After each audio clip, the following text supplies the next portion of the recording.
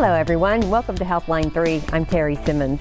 Today we're talking with Dr. Karen Berken of Willis Knighton Women's Health Associates, and we're talking about abnormal uterine bleeding. We'll be taking your calls throughout the show, and as a reminder for you, just please make sure you're in a quiet room with your TV turned down before you call in. And the number to call is 318-219-4569. You'll see it across the bottom of your screen throughout the show.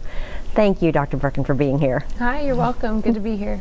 So this is a great topic for everyone watching, particularly women who might have concerns about abnormal uterine bleeding. So let's start with that right now. What makes it abnormal? Okay, so the average cycle, it's really supposed to last no longer than about 7 or 8 days. It's supposed to be a very light amount of bleeding, really only about 80 milliliters of bleeding, which I know that's kind of hard to quantify, but typically 14, 16 teaspoons or so. If someone is soaking through sanitary products on a very regular basis, then that's abnormal. If they're having to change things out every 1 to 2 hours, that's definitely way too heavy. Sometimes people do also pass blood clots. That's typically an abnormal finding as well. And then just pain. A lot of people have pretty intense pain, more than just the average cramps that you can manage with over-the-counter medications. And then also the frequency of your cycle. So if someone's having a period too frequently or too little, then that's also abnormal. So if it's coming more frequently than about every 24, 25 days or so, even more frequently than about every 3 weeks, then that's pretty abnormal. Average is about 28 days. And then on the other end, if it goes beyond about 35 days or so between cycles, that's again a sign that your body's just not doing hormonally what it's supposed to. Okay, and so the pain, is it always in one area? Like we always feel it, like we say, around our ovaries, down low. Is there any other area or any other specific pain that might alert us? So a lot of the pelvic pain that people feel is kind of hard to quantify sometimes. There's something in the abdomen and the pelvis called referred pain. So oftentimes you'll feel the pain somewhere different than the actual location of the cause of the pain. And it's just because of how the nerves, run in the abdomen and the pelvis. And so with that, a lot of times people just kind of have this generalized pain. They can't really pinpoint where it's coming from. So you have to go a lot on their history as well. When does the pain happen? Does it come every single month when you're on your cycle? Does it come in between periods, or does it just kind of happen randomly at any given time? Does it happen with different foods that you eat, or did you just go try to run a marathon or do some heavy lifting or something that may have kind of aggravated some of the muscles in that back and the abdomen? So the timing and relationship to when the pain happens, that definitely does help us.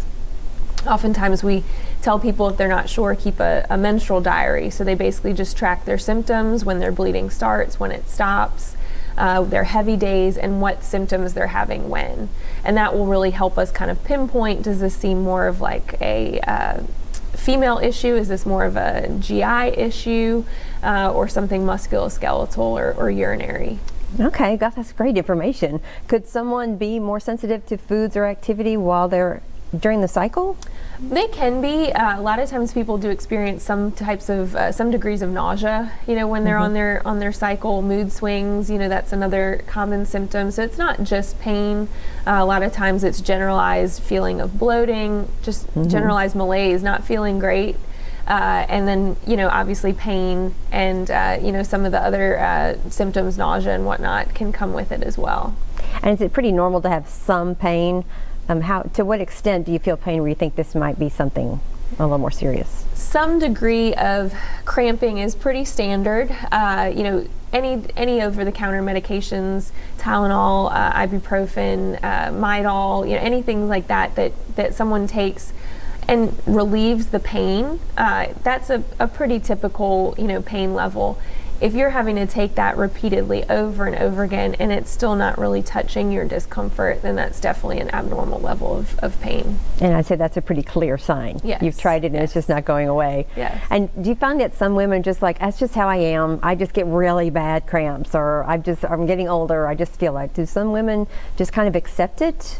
They do, and you know, everybody talks to their friends and family members, and you know, they pick each other's brains about, is this normal or is this not, and so there is a lot of just chalking it up to, this is how it's always been, this is my normal. And so it's really not until they start talking to other women or a healthcare provider that they realize they've been dealing with something abnormal for a long time. Okay. All right. Well, we have a caller for you already. Let's go. Michelle, thank you for calling. What's your question for Dr. Berken? Hello, I'm watching right now actually, and I was trying to see, like, I have like bad cramps and like I have like heavy periods that I have to have blood transfusions. Is that like good or bad? So I do hear from a lot of patients that come in that they've been having such heavy cycles that they get to the point where they do need either iron transfusions or blood transfusions, or they've at least been told by their primary care doctor or their OBGYN to start an iron supplement because they are slightly anemic. Women typically run a little bit anemic anyway because of our periods, but if you're at the point to where you're needing blood transfusion, that's too heavy.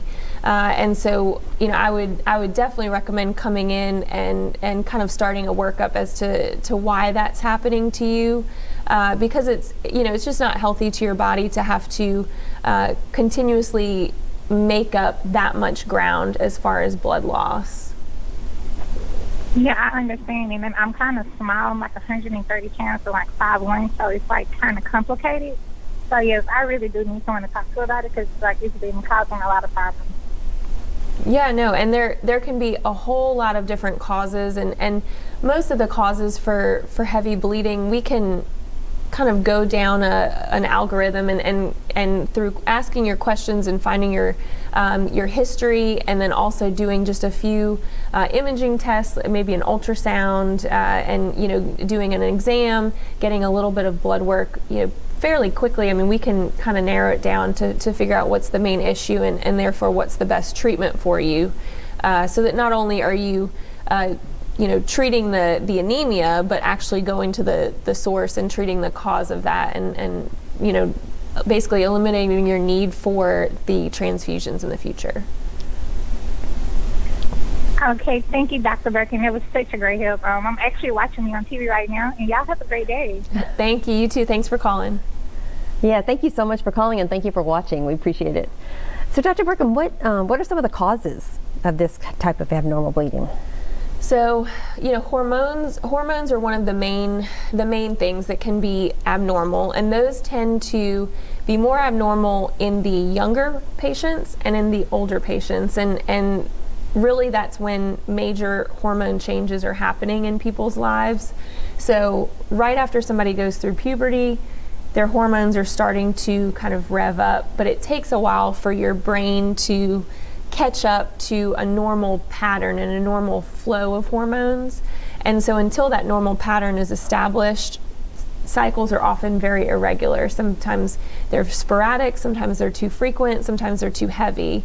And so it's very common in the younger patients for them to come in and start talking about their periods and what's normal and what's not normal, and just helping them figure that out and if there's anything else that needs to be done.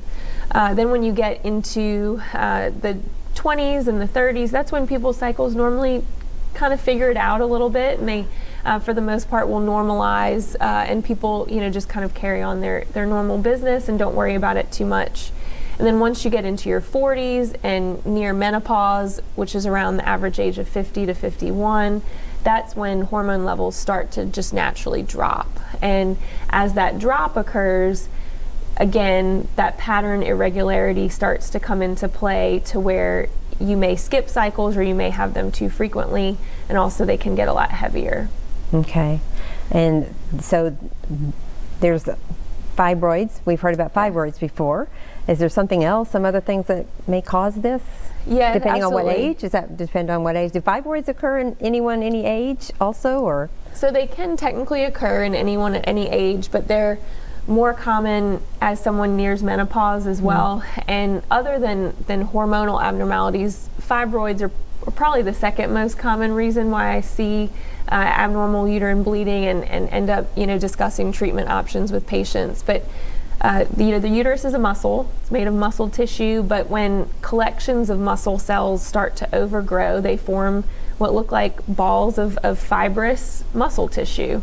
And so they're just round little groups of muscle, and they will bring in more blood supply to the uterus, and they will increase someone's pain level and also the amount of blood flow to the uterus. And so in that case, the bleeding heaviness will start to happen in painful cycles. And so fibroids are pretty common. They can happen at any age, but they grow slowly over time. So often when they're very small, people don't know any different. It's only when they start to get much bigger, or there's a lot of them that develop, that then they start coming in because they're having issues. Oh, that makes a lot of sense. So it's not that you just developed them at an age, you could have been developing them over time. So Right. it's not like just something that happens all of a sudden. Typically they take, at least months, oftentimes several years to become the size where they're significant. Okay, and we talked about different surgical options too. If you do have fibroids, is there like I've heard of them maybe being embedded in the uterus where you have to remove the uterus, or you can actually just go in and remove the fibroids themselves and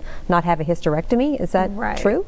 So there are all sorts of different locations where fibroids can form, from being on the very outside of the uterus, almost attached by a stalk. They kind of look like mushrooms, growing on the outside of the uterus, all the way through the lining of the muscle and the muscle itself, and then into actually the uterine cavity. And if they fill the uterine cavity, then they can cause lots of other issues too with fertility, because pregnancies cannot really establish if they try to, establish their blood supply in the middle of a fibroid.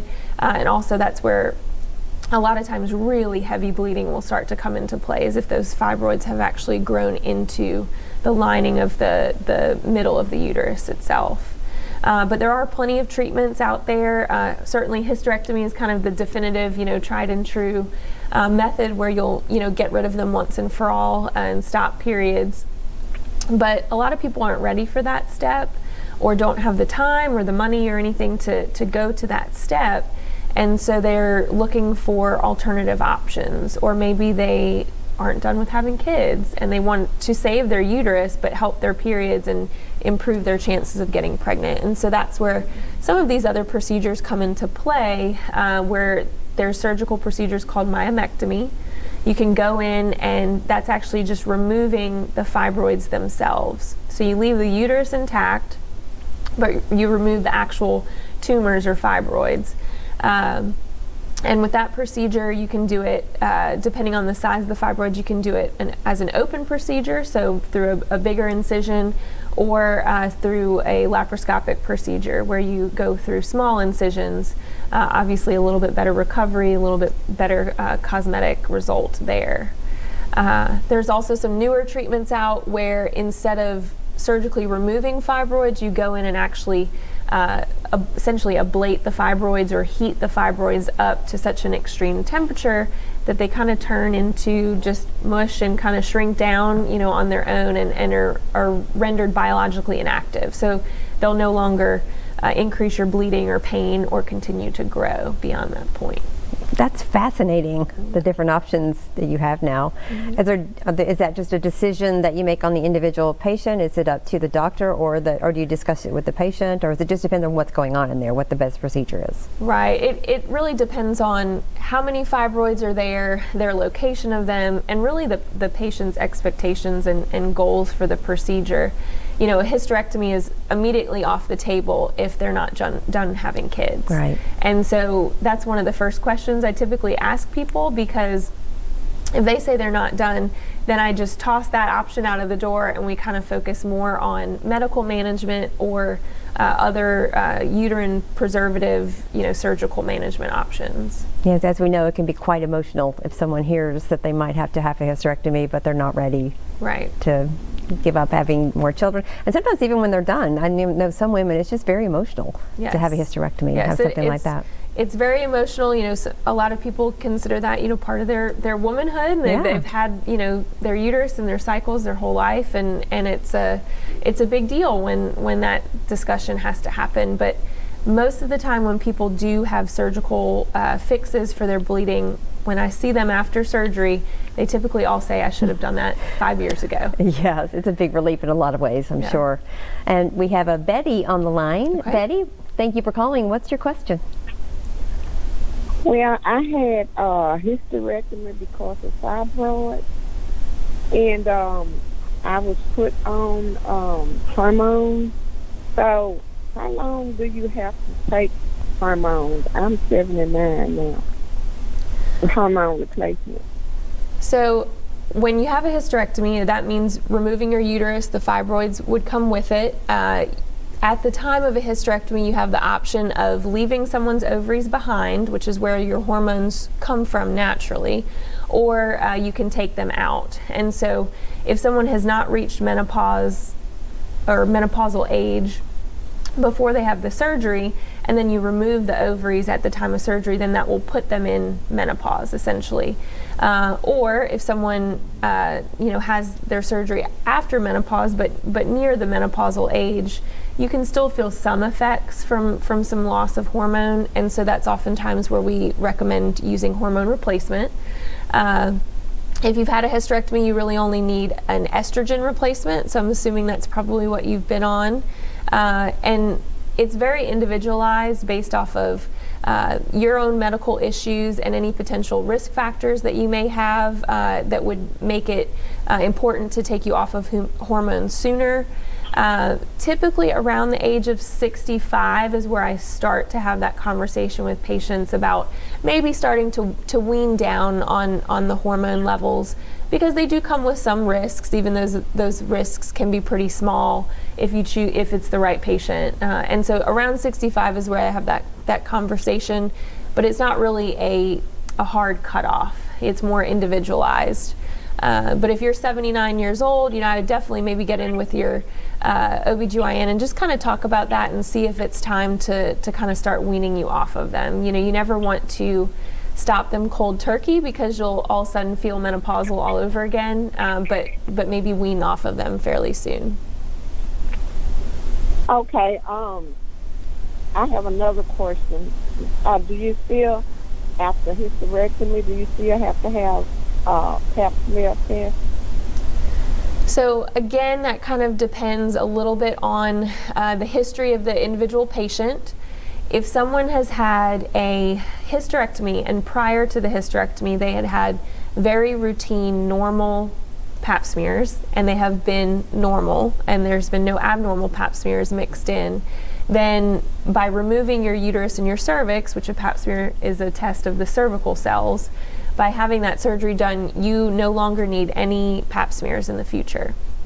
But if there's been any abnormalities at some point in your history, or if there was some question that if the cervix was removed, because there is a way to do a hysterectomy with leaving the cervix behind, then certainly in those cases you would still need some Pap smears. I had the total hysterectomy. Okay, so then if you had all normal Pap smears prior and you had gone to your routine annual checkups, then you would no longer need any Pap smears, although it is recommended that you come in still, every 1 to 2 years and have just an annual exam, breast exam, make sure you're up to date on all of your screening and not having any issues. But the Pap smear itself, you wouldn't need. Thank you so much. Thank you. You're welcome. Yes, and thank you for calling. Okay. So while we're on the subject of... Bye-bye. Thank you, Bye, Betty. thank you. And so while we're on the subject about that, and thank you so much, Betty, for calling and asking that, because we talked about this before. Sometimes people don't realize that a pelvic exam, we think a Pap smear and pelvic exam are one and the same. So you might not need a Pap smear, which is just one of the tests you have when you have a pelvic exam. Exactly. The pelvic exam is done every time, once somebody is of age to have an annual exam. Typically we do a breast exam and a pelvic exam every time, but the Pap smear is kind of a little bit less frequent than that, and that is the actual swab and brush that we do of the cervix to do a cervical cancer screening. And so sometimes we do an exam with a Pap smear, and sometimes you're just getting an exam. Okay, thank you. And we have another caller for you. Okay. Ramonda, thank you for calling. What's your question? Yes, I had a myomectomy in 2008, and I was told that the fibroids would come back, and they have, and it's like just recently in January when I had my cycle, ever since it's been not enough to wear a pad, but sometimes it cramps a little. What is the deal? So with the myomectomy that you had back in 2008, I'm sure they went in, they removed every fibroid that they could find and that they could see, but that doesn't prevent new ones from forming. And there can be small microscopic fibroids that are there that aren't able to be removed at the time. And so just over the years, that's one of the important counseling points to let people know that removing the current fibroids that are there in the form of a myomectomy does not mean that they won't return, down the road later on. And it's not necessarily those specific fibroids coming back, but it's just new ones forming. And so if you know that they've come back and you're starting to have pain again and you're starting to have some cycle irregularities, that would be another reason to go ahead and come in, get checked out, because sometimes people can put up with a lot, before they come in to see us, and those fibroids could be just affecting your daily quality of life, and there's some things that we can do about it to make that better. Okay. All right, I thank you. You're welcome. And so what happens in a workup? What's involved in that when someone comes to see you?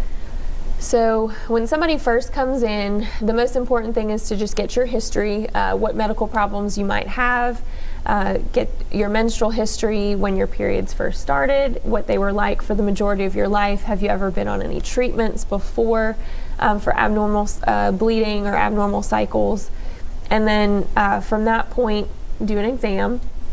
Basically trying to see if there's any abnormalities that can be identified that are easily treatable, and then if everything seems pretty normal on exam, then a lot of times we go to an ultrasound as kind of the next step to really get a good view of the uterus as a whole, also the ovaries, to see is there any identifiable reason structurally that could be causing the discomfort.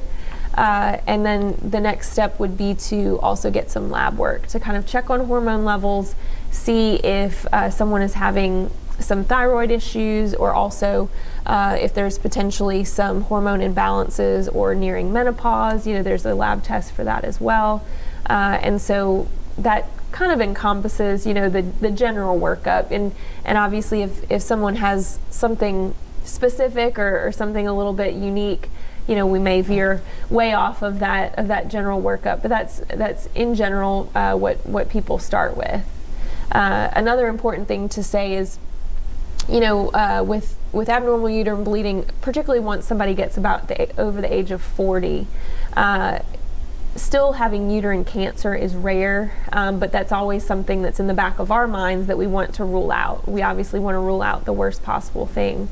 And so if someone has reached above the age of 40, or they're under 40 but have certain risk factors, then we may recommend doing either or a ultrasound or an actual biopsy of the uterine lining to really test those cells to see if there's any precancerous changes or cancerous changes that could be causing the bleeding. Okay. So informative. And if we come to see you for a workup, how can we come really prepared? You said something about keeping maybe a menstrual diary, or just if we're bringing our concerns, start, stop, what's happening around the time that we feel we have our symptoms. Is that helpful? Very helpful. So the menstrual diary would be one thing. Also, if you've ever had any treatments or been on any medications for bleeding, or had any recent imaging, ultrasounds, CT scans, any Pap smears in the recent years, if you could have those records sent, or bring those copies with us with you to your appointment, then we can cut out some of the steps oftentimes if you've had those things recently. Okay, so the more you know right then, Right. you can, okay.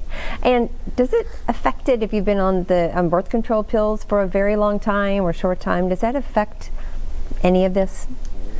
Depends a little bit on which type of Okay. birth control you've been on. So there's pills. There's also things that are similar to pills, like patches, and there's a vaginal ring that provide hormones. Those in general are geared at trying to keep your cycle as regular and monthly as possible. But then there's long-term birth controls, things like the Depo-Provera injection, which is a 3-month injection, and also some implantable birth controls, one that goes in the arm, also some that go in the uterus called IUDs or intrauterine devices. Those typically will slow down, lighten, and oftentimes stop your period while you have those in place. And so that's another piece of information that's helpful, because if someone comes in and they say they haven't had a period in 2 years, but then you start asking about what hormones and what birth controls they've been on, oftentimes we can attribute it to the medication that they've been on. Okay, and there's so many different options now, having that information for you too. Yes. It just depends.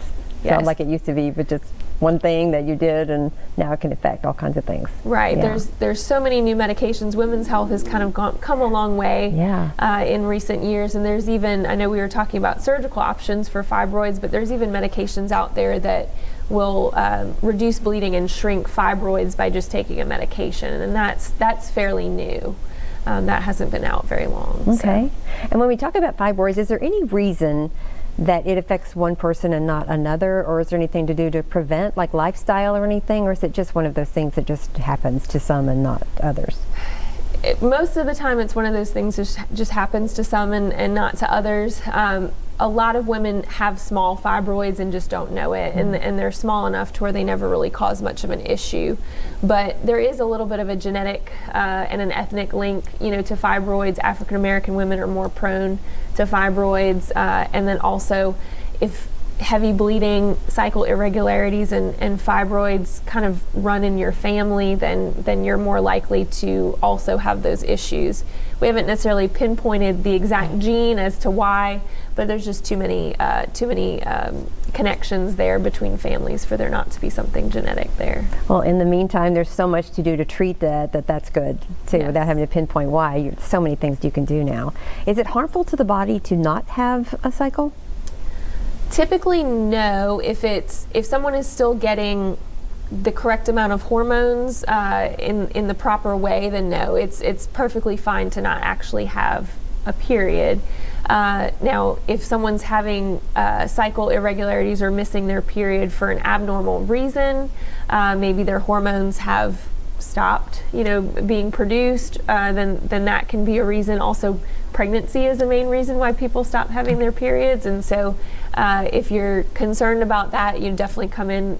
That's a pregnancy test is in the workup, that we always do for a patient of that age. But it's not an abnormal thing or a bad thing to not have a cycle. It's actually kind of nice for a lot of women that deal with discomfort and heavy bleeding to the point that it really invades their daily life. Okay. And sometimes you hear people who have cycles the whole time they're pregnant. They didn't know they were pregnant. Things just seem kind of normal. Is that common or rare? It's not common. It's definitely, I mean, I've seen it before, but it's definitely on the rare side. And most of the time when we hear that, it's when people have had irregular periods their whole life, and so they just don't realize much of a difference. Right. So just not that noticeable. Yeah. Okay. Well, thank you so much. We appreciate you being here. I love that we covered all of these surgical options and treatments and everything that people ask. Is there any last thought you'd like to leave our viewers with about?